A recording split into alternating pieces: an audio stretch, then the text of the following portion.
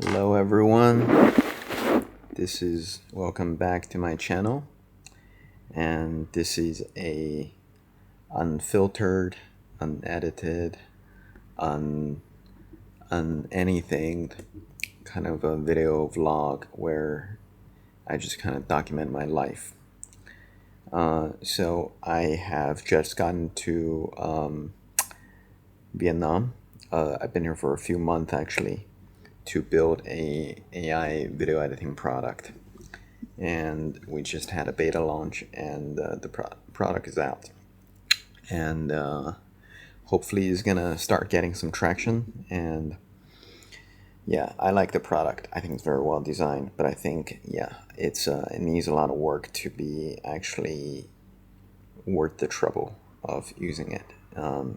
Still is a lot of the basic things is still needs a lot of work. Yeah, but if you are interested in checking it out, it's called ChatCut, and the website is chatcut.io. But this is not what this video is about. This video is my channel. This video is for me to just yap about anything that's happening, a total stream of consciousness. So yeah, whatever that's occurring to my brain at this moment, I'm gonna talk about it. Well, let's talk about Vietnam for a second, I guess, and what it's like to actually build a tech startup in Vietnam. It's so last year I traveled quite a bit in Vietnam for fun, and took my family here and everything. I love it. I love the food. I love the how cheap everything is, and how just accessible.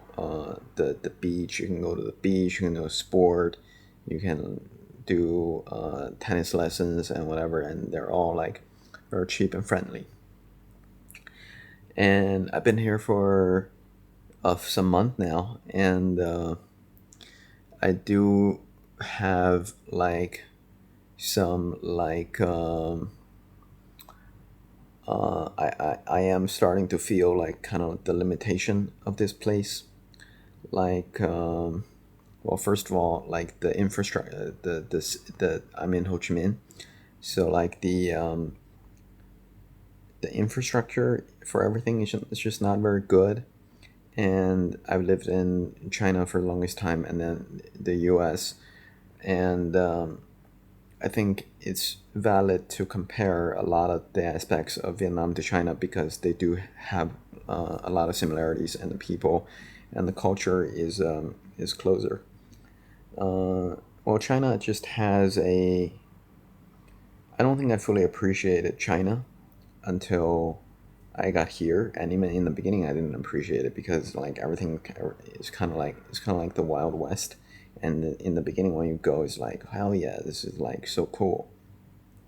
But after a while, you kind of get sick of like just how limited the transportation is.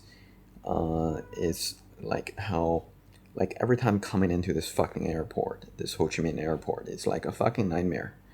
It's get off into the shitty little airport, and then you stand in this really long line, and then sometimes you gotta go get your visa, like take your visa photo, and then there's just a little room there uh, where people will literally bribe the officers inside. And if you don't, like, I never had to do it, but like they certainly like hinted by just making me wait. And like and I've certainly seen other people from the same plane who bribe the people behind the glasses and just give them money. And like every time coming into the airport just reminds me, and it reminds me like, oh shit, like it's like I don't enjoy going out and coming back into the country, and that's one of the reasons. And then like the food here, I mean, I fucking love Vietnamese food, don't get me wrong, but like the I feel like a lot of their good, great restaurants have like a very similar style and similar taste. Um, so like it's I can really like do with more variety and just yeah. I think the food is actually, I mean, it's great. Like what they do have is fantastic. Um, but it's lacking in a little bit of variety. And don't hit me with shit that's like, oh, Vietnamese food is like very diverse. I know it's fucking diverse. Okay, I'm talking about like just like world. It's just like you're traveling around. You're living in a place for a long time. You want to have like um, you know, different types of restaurants at different that are good at different levels of scales, and Vietnam has certainly a lot of work. And then this like uh, the fact that there is no basically no metro. There is one metro line that just opened, but it's like useless to me. Is like, and they're super slow in building anything. So like in China, like you do that metro in like 3 months, and boom, the whole city. And it's not like I need a metro, but the air is so I live in D2 now. So D2 is a quieter. Um, I mean, not all of D2, but where I am now is a quieter, um, slightly more a less dense place than D1, where I first came here. And D1 is has the worst air. Like I have not been to India. I have not been to like people say air in Hanoi is pretty bad. I was there for a very short amount of time. I didn't really notice, but that air in D1 Ho Chi Minh, like during traffic hour, is like I don't know how people are not having lung cancers and just like dying off every day. Is It's insane. And I didn't wear mask even during COVID because like fuck it. But like here, I'm like mask every day. Like I'm the good boy. Like you don't need to tell me to wear a mask now. Like this is like insane. And now I'm a little better. But like when I was in D1, I just had this cough that's uncurable. That's just I went to the hospital to check out my lung, to check out my throat. There's nothing wrong, but it's just there is just, and I eat medicine. It'll be good for like half an hour, and then it'll come back. It's this uncurable cough, and like I'm in D2 now, so the air is a little better. It's not great. It's like you still it's like mask like when you're out in the street. Um, but it's a little better. At least I'm not like coughing like crazy. But when I go to D1, like to because D1 has like the best food, immediately the cough is just like you start coughing. Um, so all these, so that's like life, and then traveling. I would just add like traveling in between the cities here is harder than it needs to be. Like there is no. I mean, I kind of grew up in China with like just high speed railway trains connected to every single city, anywhere you want to go. It's just boom, you're there, and then everything is super convenient.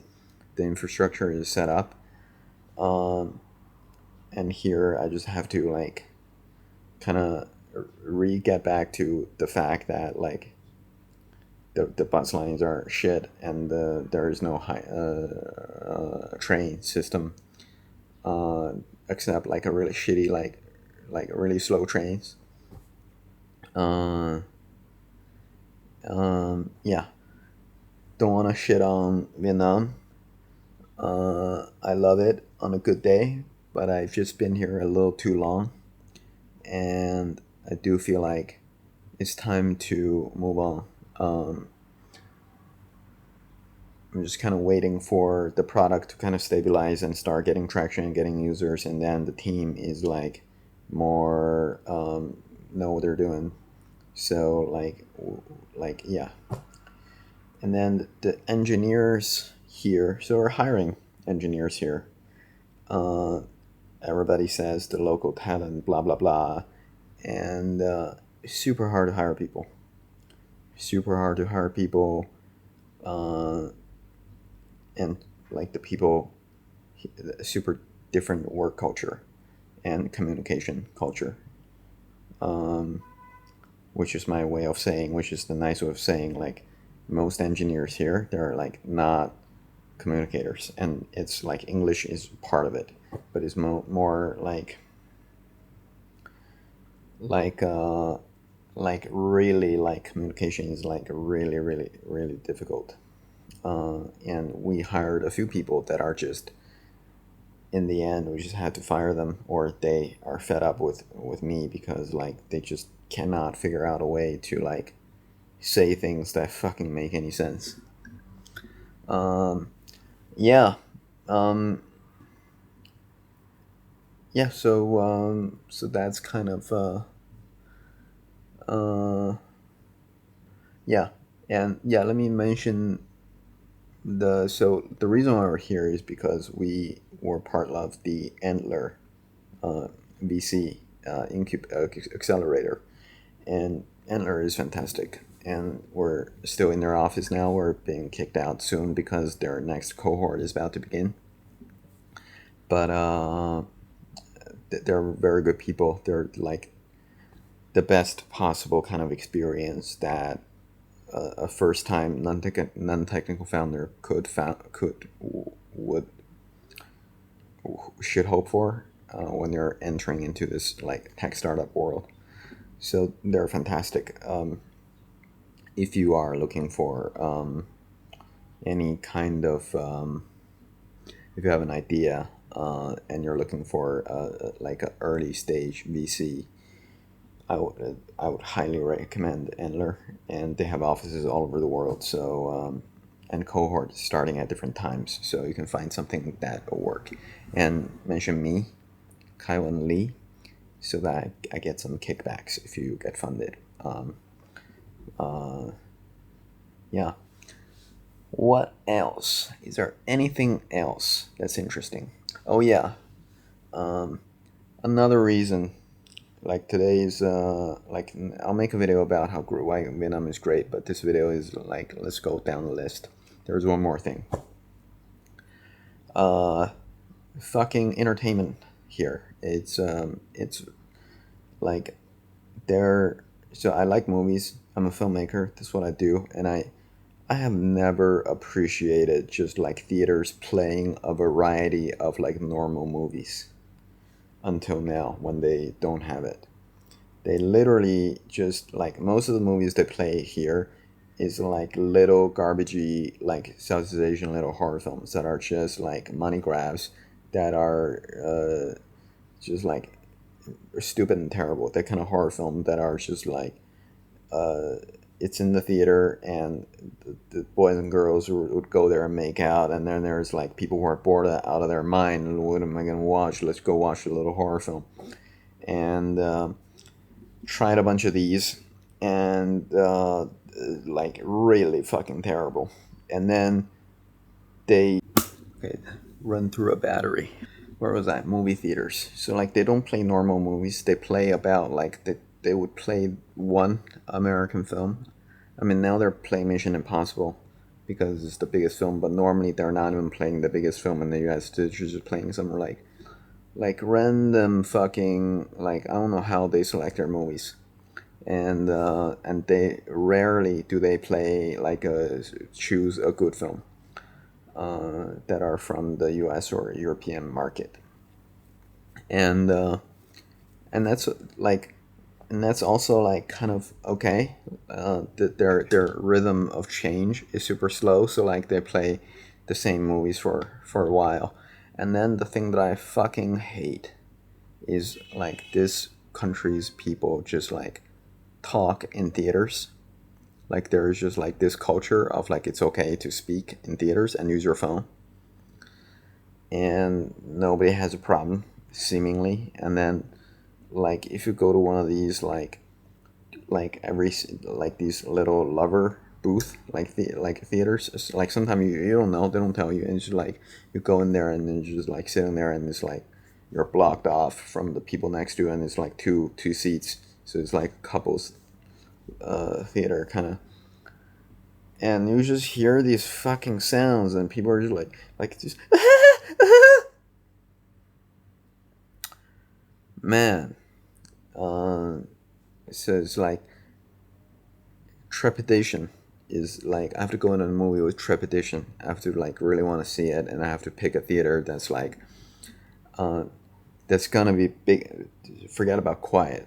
Just that's gonna be big enough so that like when shit happens, I can at least go to like move a seat. Like what I usually do is I would just go to the front row where like I cannot see anybody's like phone screen, and everything I'm seeing is huge. But I would prefer that than like fucking sitting in a comfortable seat and then having people make out around me and people behind me just talking like it's their living room, and then three people in front of me like on their phone swiping.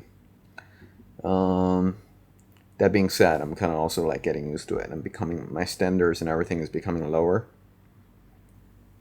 and like the like we did a visa run to Singapore, and like we're there for like 2 days, and to look at their movie theater, like the movies they play, it's like, oh my god, this is like civilization, a civilized world. They're playing like the two Soderbergh movies that were coming out, Presence, and the other one, Black Bag. And we saw like Black Bag there, it was fucking fantastic.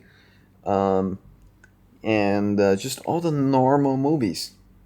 Like, what a, just like, God, I never appreciated just like common. I mean, why do people write books and movies? To share the common, human condition, the common human narrative.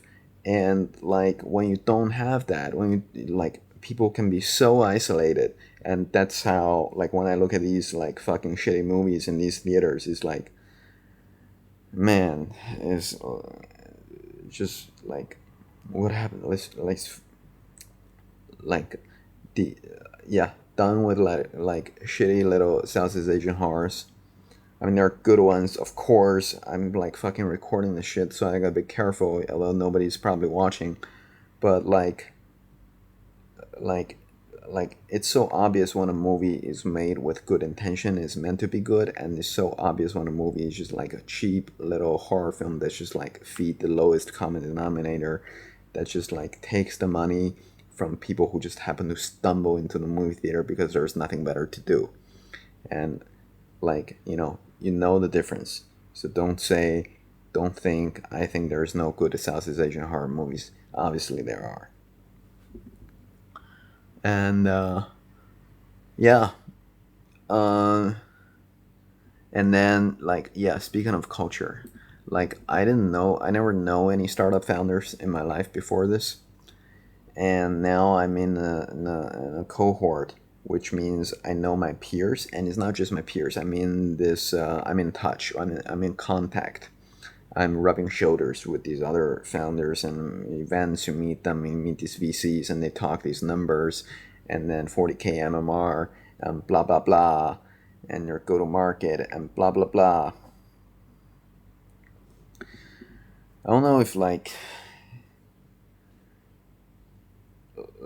it's if it's like it's three things could be wrong here. One is just entrepreneurial culture, and the second thing is like it's Vietnam, like the people here, and the third thing is like just it could just be me that's just like fucking stupid or something.